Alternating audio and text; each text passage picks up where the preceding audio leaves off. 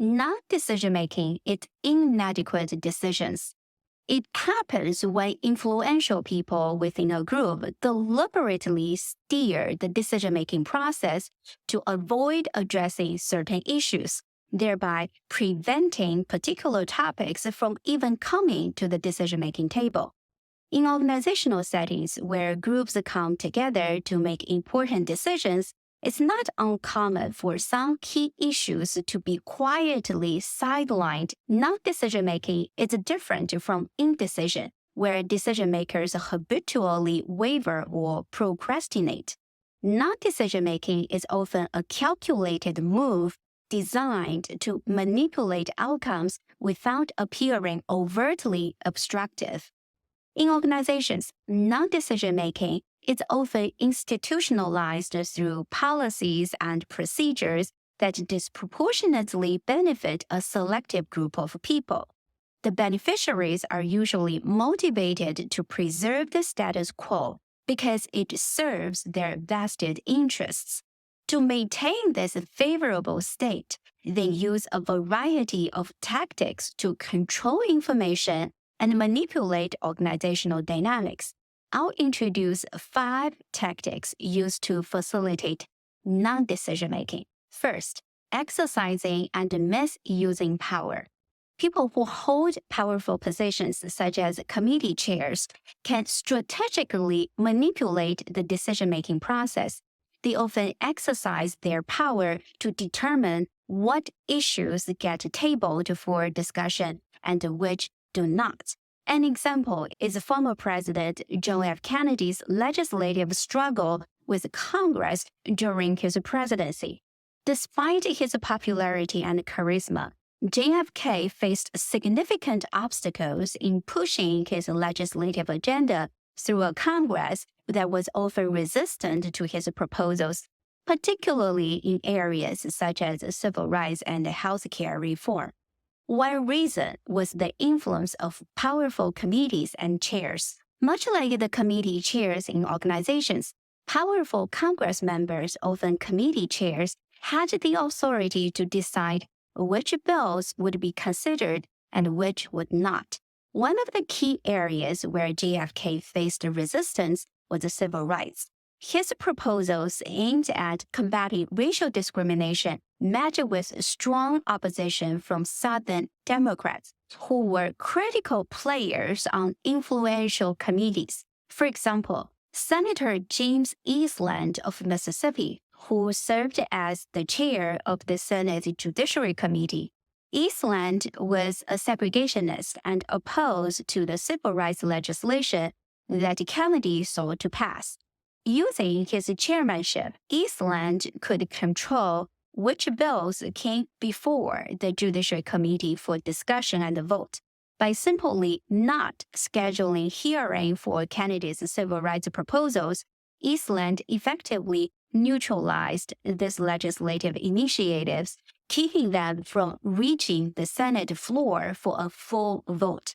This tactic allowed Eastland and others like him to sideline key legislative proposals without having to publicly oppose them in a way that may attract wider scrutiny or public outrage. By using the procedural powers afforded to them, those committee chairs were practicing a form of non-decision making, blocking discussion and thereby preserving the status quo that benefited them.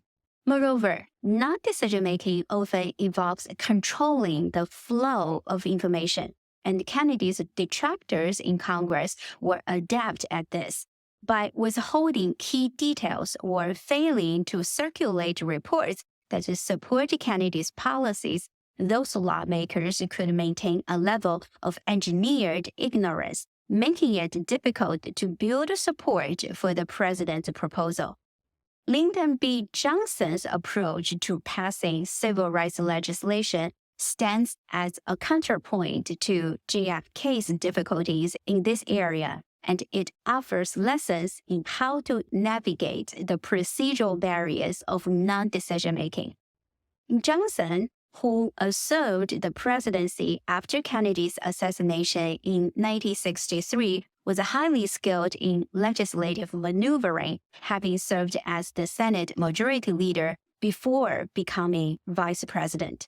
His mastery of the legislative process, combined with deeper understanding of the personalities and motivations of key lawmakers, allowed him to advance civil rights legislation in ways that Kennedy could not.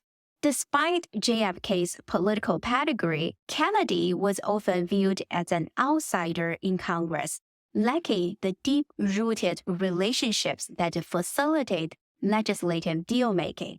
Johnson, on the other hand, had a detailed understanding of Senate procedures and was adept at using parliamentary maneuvers to bring bills to a vote. As a former Senate Majority Leader, Johnson understood the power held by committee chairs and the committee system as a whole.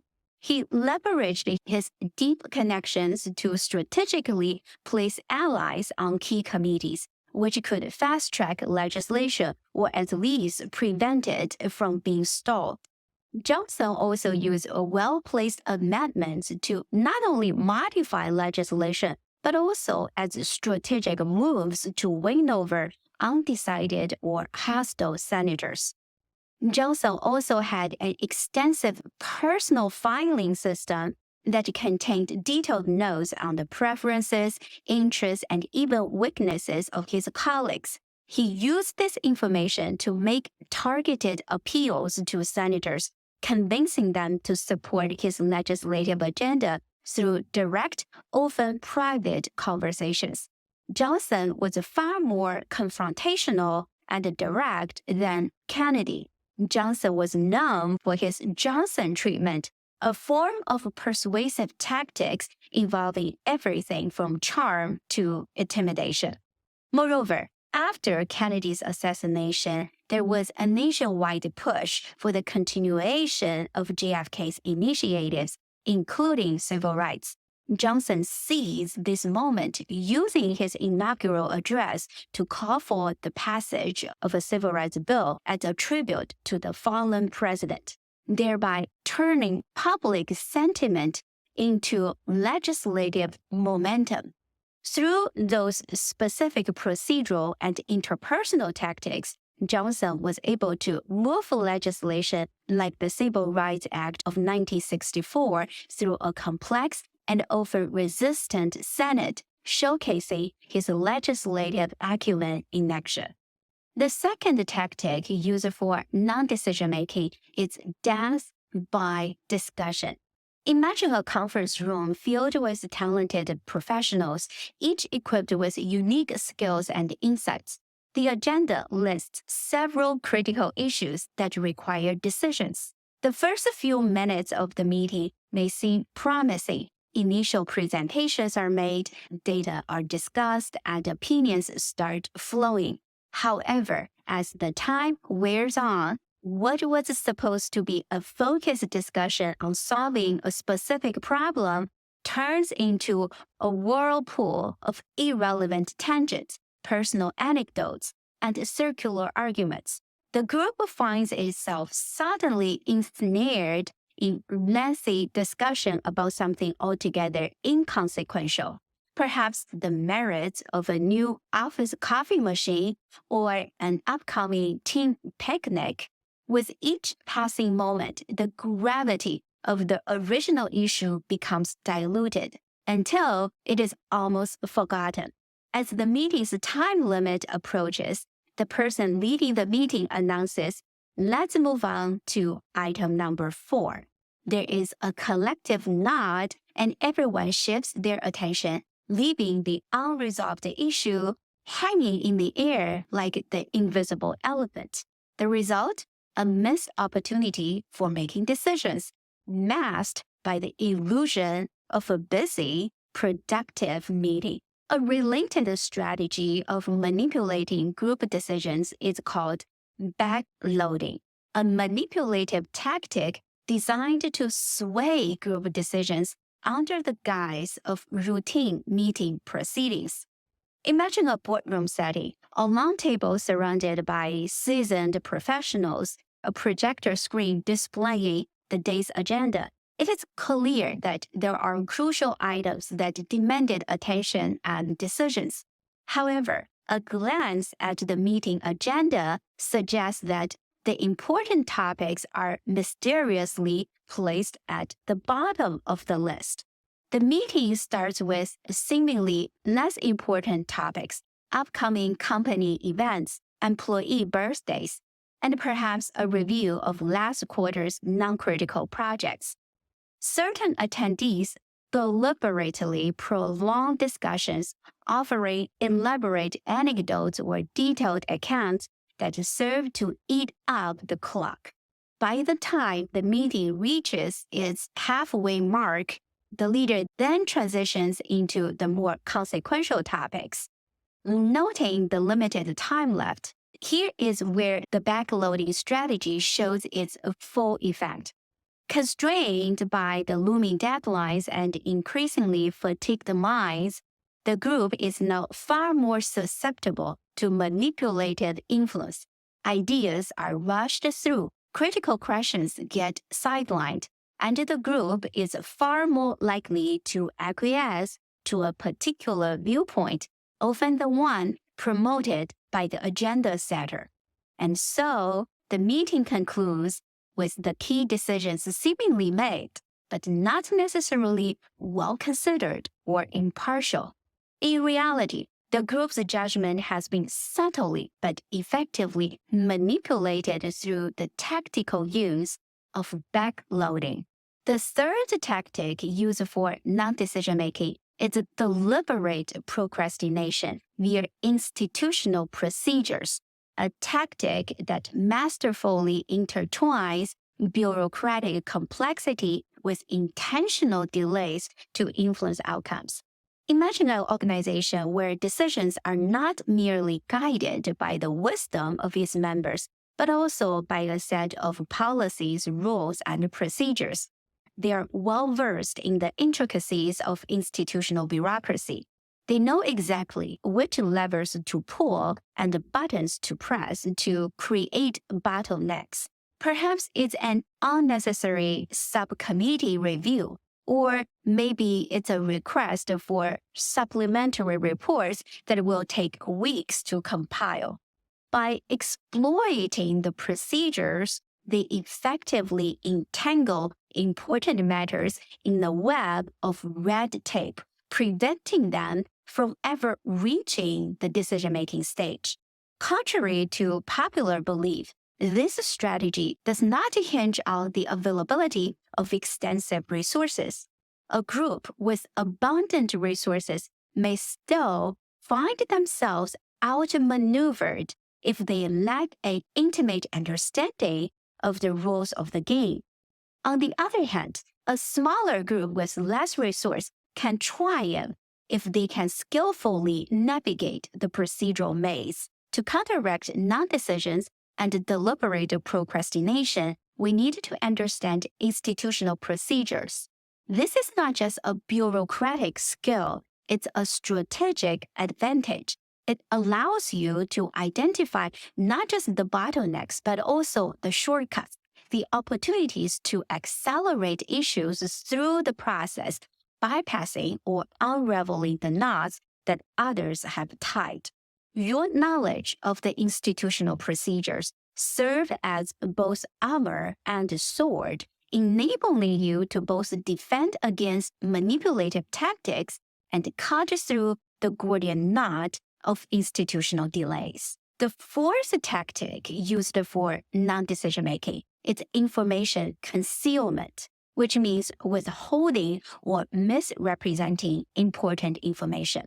Consider a moment captured in HBO's TV miniseries Chernobyl, a dramatized account of one of the most catastrophic nuclear disasters in human history. In a tense emergency city council meeting, an elderly man proposed a radical idea. We seal off the city, no one lives, and cut the phone lines, contain the spread of misinformation. That is how we keep the people from undermining the fruits of their own labor. In the world we live in, information can be concealed by branding it as misinformation. It discredits not just the information, but also any attempts to bring it to light. Anyone challenging the narrative becomes an agent of misinformation. This concealment of information can be particularly nefarious because it capitalizes on the inherent trust that generally exists in group meetings.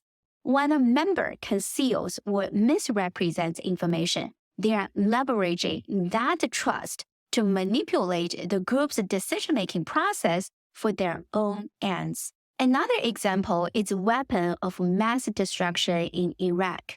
In the months leading up to the invasion, the U.S. government engaged in a concerted effort to present what they termed conclusive evidence of Iraq's weapons of mass destruction, chemical, biological, and potentially even nuclear weapons. Key figures, including then Secretary of State Colin Powell, presented their cases before domestic and international bodies like the U.S. Congress and the United Nations. The evidence included satellite images, intercepted communications, and testimonies from defectors, which were framed as unequivocal proof of Iraq's dangerous capacities and intentions. The media played a substantial role in disseminating this information. Many mainstream news outlets reported on the threat assessment in a manner that largely supported the administration's views.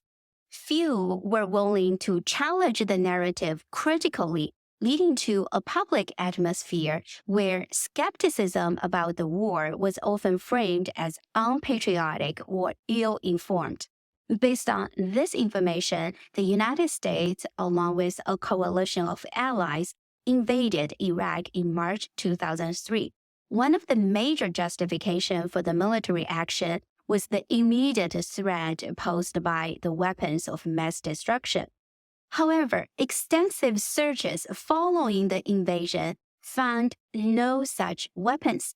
The absence of weapons of mass destruction led to widespread questioning of the initial evidence and motives behind the invasion. Allegations arose that intelligence had been cherry-picked, misrepresented, or even manipulated to build a case for war. The failure to find weapons of mass destruction significantly eroded public trust in the government and other institutions, such as the media, that had championed the cause. When people are deprived of accurate information, they cannot form rational judgments or offer constructive solutions. They are navigating through fog, making it easy for those in control of the information to steer the collective decision in the direction of their choosing. Information concealment is an insidious tactic that not only blocks the pathway to informed decisions, but also undermines the very integrity of the group decision-making process. The fifth tactic used for non-decision-making is strategically erecting barriers to prevent issues from entering decision-making arenas.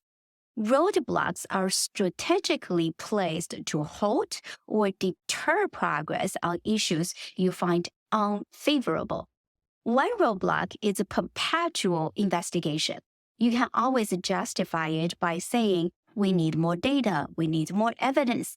In doing so, you can indefinitely delay the decision, effectively taking an issue off the decision-making table without formally rejecting it. Another roadblock is the manipulation of voting protocols. Instead of a simple majority vote, insisting on unanimity can dramatically elevate the threshold for policy adoption. This is especially effective in polarized settings where achieving total agreement is nearly impossible. Amendment tactics can serve as a double-edged sword. On the one hand, you can attach amendments so controversial that they become poison pill, making the original bill untenable and thereby stifling policy debate. On the other hand, the mere threat of a controversial amendment can serve as a deterrent, leading sponsors to withdraw bills before they face inevitable defeat. You can also use more elusive strategy, one that avoids leaving a public voting record that could potentially haunt your political future. Consider yourself as a state senator vehemently opposed to a proposed bill. Let's call it Senate Bill 1234. The Senate rules stipulate that a vote can only proceed if 2/3 of the members are present, known as a quorum. Rather than casting a dissenting vote, you could orchestrate a quorum-busting maneuver, coordinating with like-minded senators to be conspicuously absent during the roll call. As the senators hide themselves in hidden conference rooms or even off-site locations, the absence of a quorum grinds the legislative machinery to a halt. No quorum, no vote. The bill dies, effectively defeated without a single vote cast against it. Power holders often use these 5 tactics I just introduced to ensure non-decision making. Moreover, there are psychological reasons that prevent issues from entering group deliberations. A history of being consistently dismissed or ignored can lead group members to a state of learned helplessness, where they preemptively decide that raising a point is futile. The logic here is straightforward but demoralizing. Why bother bringing it up if it is only going to be dismissed again? This self-imposed silence perpetuates a cycle where issues remain unaddressed, not because they're not important, but because people have lost faith in the system's ability to enact change. An even more insidious form of non-decision making originates from a culture of adaptation and accommodation, where people internalize the status quo as unchangeable or worse as a condition resulting from their own shortcomings. For example, employees are overburdened with unnecessary paperwork. Rather than rallying together to demand systemic changes, they internalize the problem, blaming themselves for poor time management. In doing so, they not only miss the opportunity to improve their conditions, but also inadvertently endorse the existing system. Whether it's the tactical maneuvers of power holders or the psychological barriers that prevent group members from voicing their concerns, the end game is the same. Certain problems remain perpetually unaddressed, leaving underlying grievances to fester and systemic issues to go uncorrected. Start observing your decision-making process and those of others around you. See if you can spot instances of non-decision making. Please feel free to share your comments below. Thanks for watching. I'll see you next time.